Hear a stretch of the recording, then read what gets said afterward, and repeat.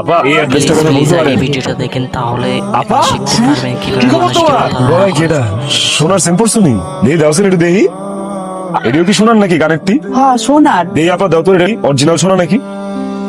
দেখে যা আছে বাইক করে এটা বলতাম না, এটা দিয়ে কি করুন? এটা তো মরণের ফাঁদ, ধরা খাওয়ানোর ফাঁদ, খুব ডেঞ্জারাস।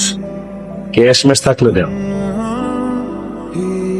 এই যে, ধন্যবাদ আপা। আপা আমার কি তোমার মনে আছে? কে তুমি? আচ্ছা তুমি চোখটা বন্ধ করো, ভালো থেকো আপা।